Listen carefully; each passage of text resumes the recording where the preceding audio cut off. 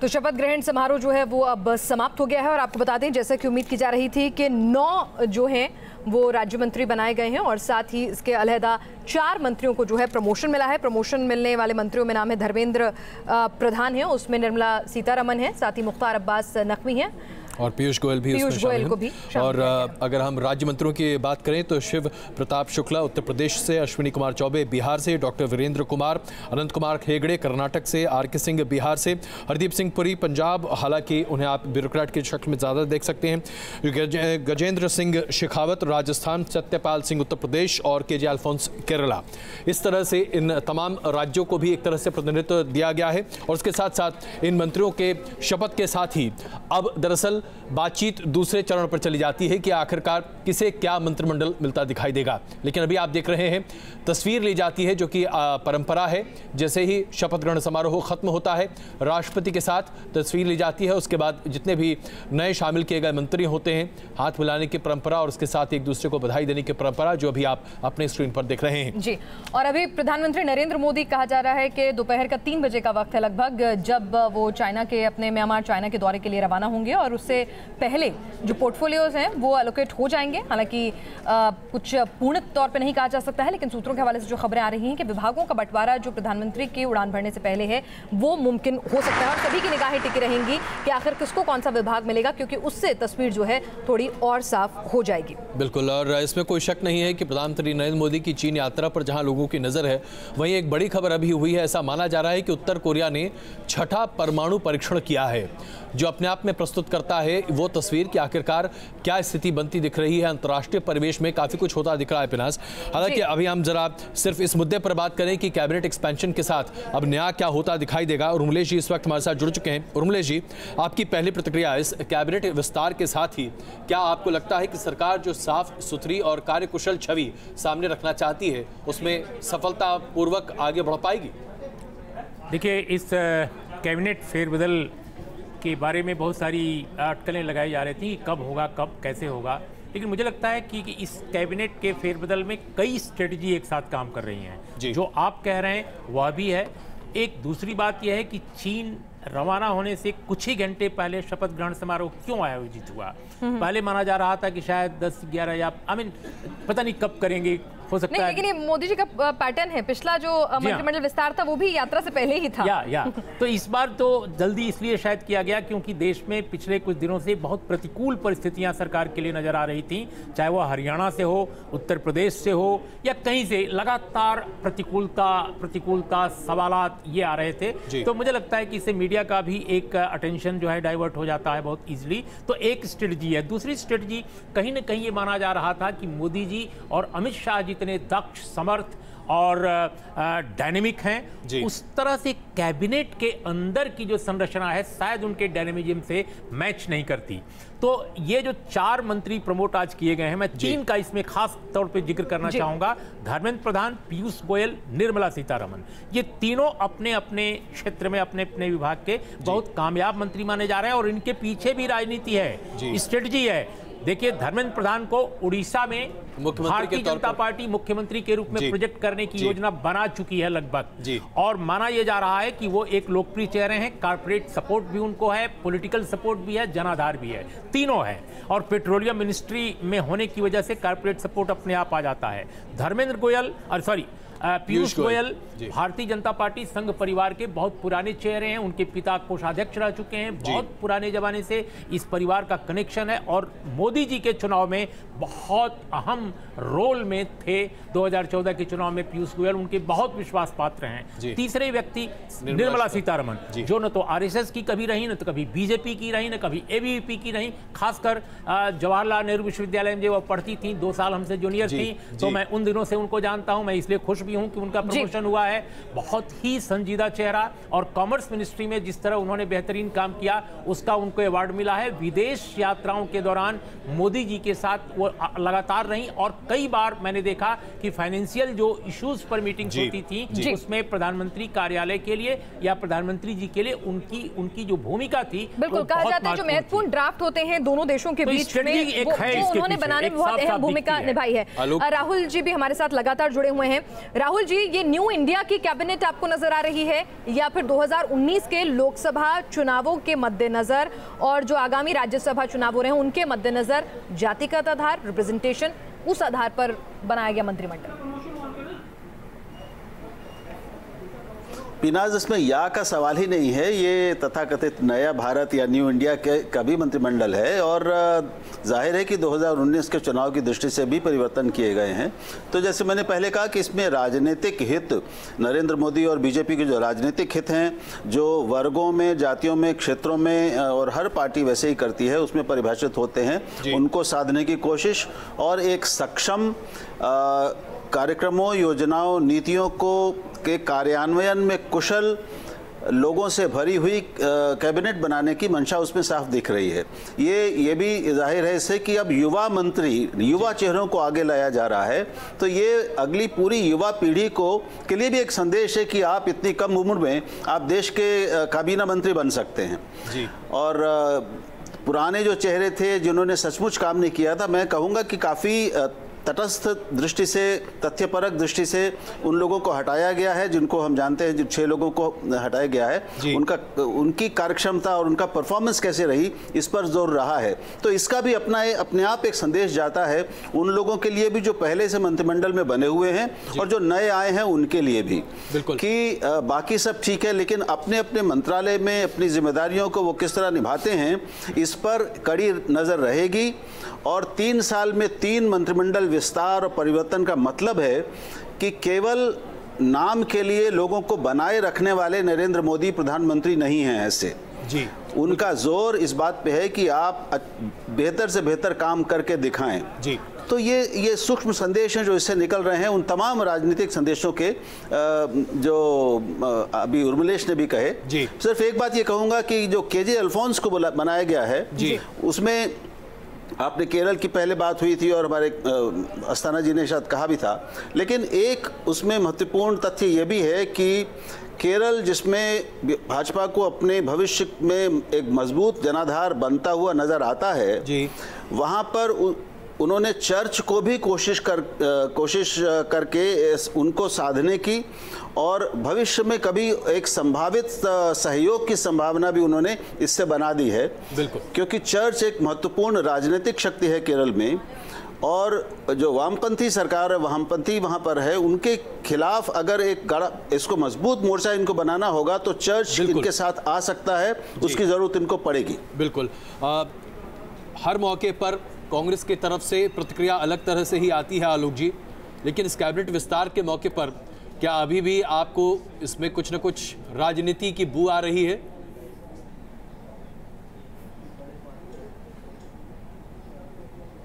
देखिए, मैं समझता हूँ कैबिनेट विस्तार जो है अपने आप में राजनीति का एक बहुत बड़ा अहम हिस्सा है, तो बू नहीं आती है, उसमें खुशबू आती है।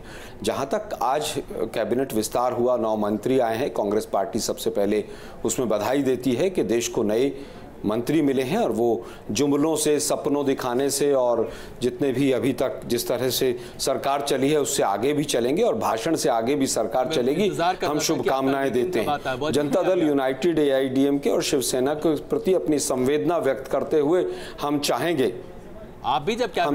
कि सरकार जो है अब भाषण ही मेरा प्रशासन है, इस नारे से आगे भी चले। संबंध कुछ ऐसे ही रहे थे, अगर याद कीजिए आलोक जी, बस इतना बता दीजिए कि आखिरकार इस कैबिनेट एक्सपेंशन में आपको पेच कहां दिख रहा है? बिल्कुल रही होंगी संवेदनाएं, वहां भी रही होंगी जी।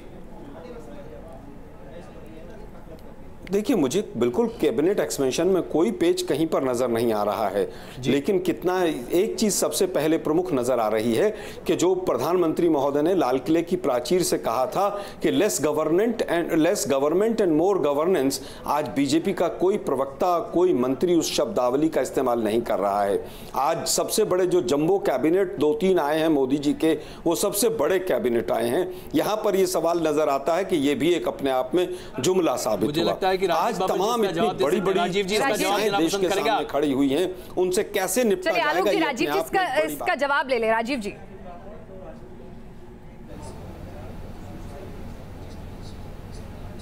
मैं आलोक जी को बहुत ध्यान से सुन रहा था।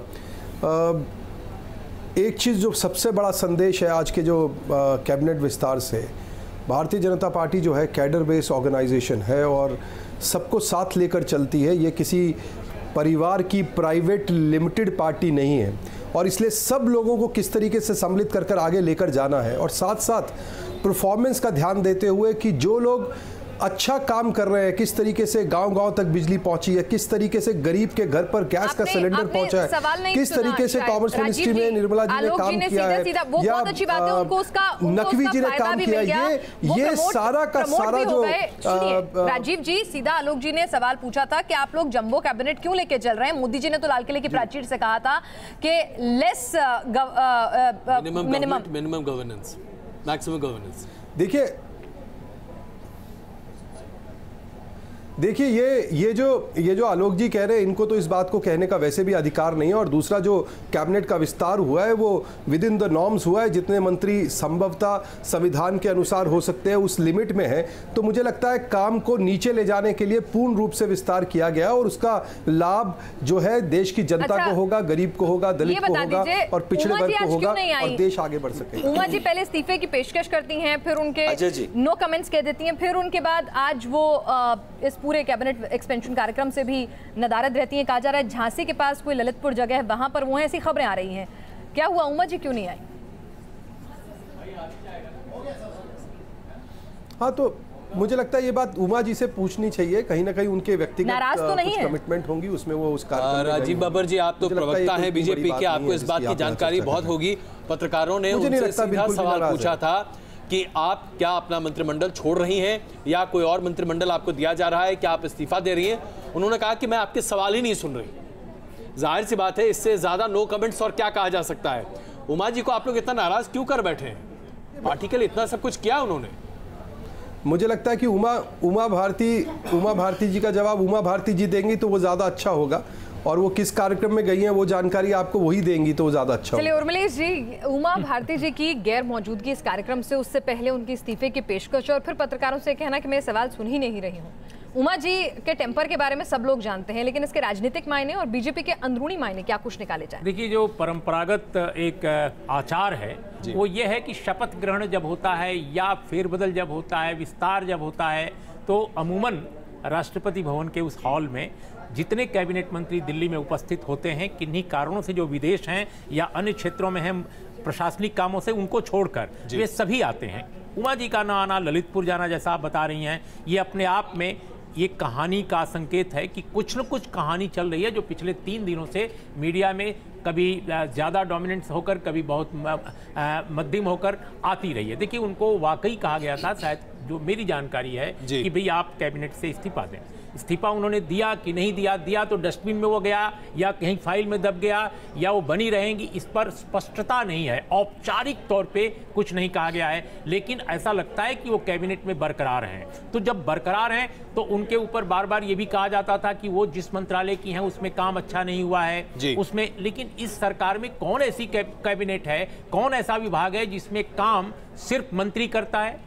यहाँ एग्जीक्यूटर मंत्री थोड़ा बहुत हो सकता है ऑफिशियल्स के अलावा। इसलिए नमामि गंगे प्रोजेक्ट में अगर कोई समस्या है तो मुझे नहीं लगता कि उमा भारती इसके लिए जिम्मेदार हैं, ये सरकार की पूरी संरचना जिम्मेदार है। पहली बात। दूसरी बात, बिल्कुल संक्षेप में, उमा भारती का मुझे ऐसा लगता है आफ्टर थॉट होगा कि उनको एकोमोडेट किए रहा जाए, क्योंकि वो जिस समाज से आती हैं, जिस समुदाय से आती हैं, उसका उत्तर प्रदेश ही में नहीं रोल है बल्कि मध्य प्रदेश में भी है, जहां चुनाव होने हैं। और उमा भारती काम भले न बनाएं लेकिन काम को बिगाड़ सकती हैं। ये भारतीय जनता पार्टी के टॉप लीडरशिप आज की है, जो उतना महत्व नहीं देती संगठन को जितना व्यक्तियों को, वह भी ये बात जानती है। और अंतिम बात जो मुझे कहनी है इस फेरबदल के बारे में, कि देखिए, भारतीय जनता पार्टी संगठन की पार्टी है, कार्यकर्ताओं की पार्टी है, लेकिन इस फेरबदल में 4 ऐसे अफसरों को लाया गया है जो बीजेपी में हाल फिलहाल ज्वाइन किए हैं या जिनकी 2014 और उसके बाद जिनकी परवरिश संघ परिवार की छाया में नहीं है।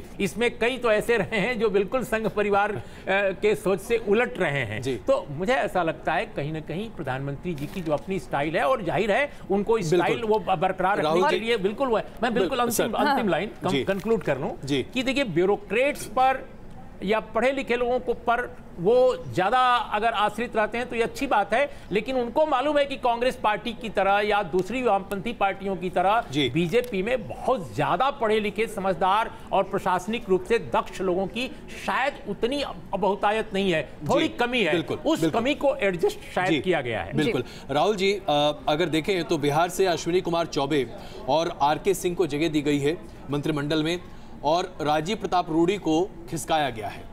ऐसे में सबसे पहले यही बात निकल कर आ रही थी कि इस तरह का फेरबदल करने का मतलब क्या है? क्या इसे ये माना जाए कि राजीव प्रताप रूडी के कामकाज से प्रधानमंत्री खुश नहीं थे? क्योंकि संकेत तो कुछ ऐसा ही जाता है, अगर आप आरके सिंह को लाते हैं जो कि उसी जात के हैं जो राजीव प्रताप रूडी हैं, तो एक तरह से ये रिप्लेसमेंट ही है। तो क्या इसे इस तरीके से माना जाए? क्या ये संदेश है मंत्रिमंडल के तमाम मंत्रियों के लिए? देखिए, ये तो मैं पहले ही कह चुका हूं कि ये मंत्रिमंडल में परिवर्तन और विस्तार, ये दोनों जो मौजूदा मंत्री हैं उनके लिए संदेश है जी। तो निश्चित रूप से, और ये मानना कि राजीव प्रताप रूडी भाजपा संगठन के लिए ज़्यादा महत्वपूर्ण है बिहार के राजनीति की दृष्टि से, ये थोड़ा कठिन होगा। तो जो एकमात्र विकल्प बचता है वो यही कि उनके कामकाज से प्रधानमंत्री बहुत संतुष्ट नहीं थे और इस तरह की चर्चाएं भी कुछ चल रही थी, क्योंकि उनको जो मंत्रालय दिया गया था, हालांकि वो पहली बार मंत्रालय बना, उसमें काम बहुत कठिन है, कौशल निर्माण ऐसा जो रोजगार तक लोगों को ले जा सके, उसमें उतना ठोस काम नहीं हुआ जितनी प्रधानमंत्री को शायद अपेक्षा थी और जितनी देश को भी अपेक्षा थी। तो चूंकि नया मंत्रालय था, वो अपनी ओर से बार बार मंचों पर सफाई देते रहे कि हमें अभी कुछ ही महीने हुए हैं, कोई अस्तित्व नहीं था, समय लगता है व्यवस्थाओं को बनने में, वो सब ठीक है, लेकिन मुझे लगता है कि आकलन कुछ इसी तरह का रहा होगा। और आरके सिंह का अनुभव प्रशासनिक दृष्टि से और राजनीतिक दृष्टि से भी मैं समझता हूँ कि काफी वजनी है जी। एक और वो वैचारिक, राजनीतिक और प्रशासनिक अनुभव, इन तीनों दृष्टियों से महत्वपूर्ण है और उनका लाया जाना एक संदेश भी देता है। एक और सवाल जो उत्तर प्रदेश संबंधित मैं आपसे पूछना चाहता हूं, शिव प्रताप शुक्ल और सत्यपाल सिंह, इन दोनों को कैबिनेट में जगह देकर क्या एक तरह से उत्तर प्रदेश में संदेश ये देने की कोशिश की गई है कि ब्राह्मण समाज और उसके साथ साथ क्षत्रिय समाज को एक साथ बांधने की कोशिश है? जबकि एक तरफ हम देख रहे हैं कि उत्तर प्रदेश के मुख्यमंत्री भी, हालांकि वो योगी हैं, किसी जात से बहुत बाहर हैं, लेकिन है तो राजपूत। तो क्या ये बैलेंसिंग एक्ट है, खास करके जब आप शुक्ल जी को कैबिनेट में जगह देते हैं, जो कि हर कोई जानता है कि बिल्कुल है, योगी के खिलाफ रहे हैं हमेशा? देखिए, बिल्कुल है। पूर्वी उत्तर प्रदेश में एक तो जातियों का संतुलन करना था, वहाँ पर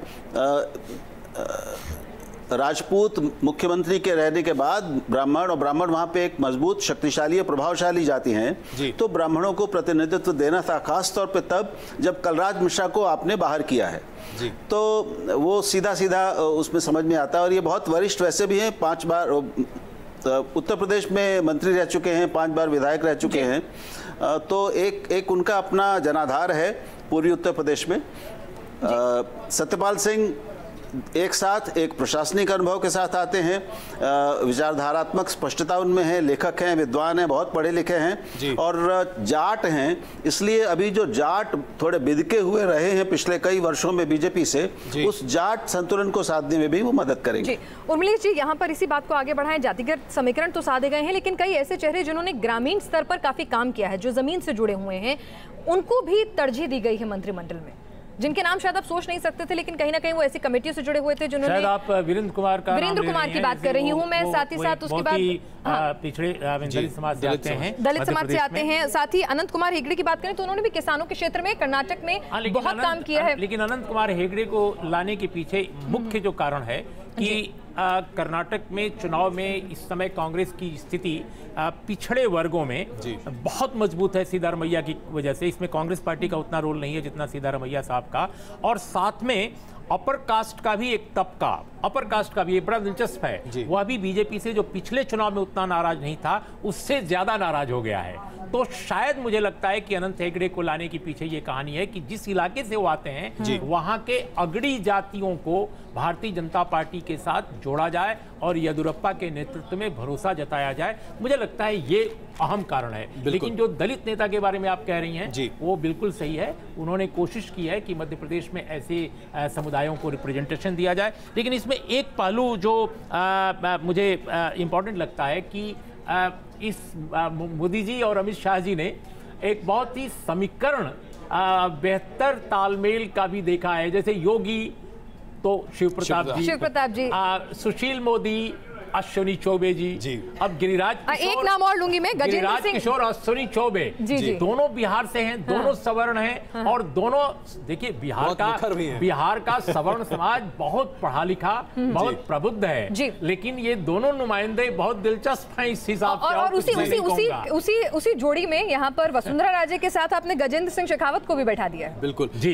बिल्कुल सही। बिल्कुल। अब इसमें जरा राजीव जी, हम आपसे समझना चाहते हैं, हरदीप सिंह पुरी जी को जगह दी गई है कैबिनेट में और उसके साथ साथ अल्फोंस जी को भी। जाहिर सी बात है अहलुवालिया साहब को आप लोगों ने बहुत किनारे छोड़ दिया। पता नहीं कितने अरसे से भारतीय जनता पार्टी के साथ लगे रहे, जुटे रहे। पश्चिम बंगाल में आपके एकमात्र सांसद के तौर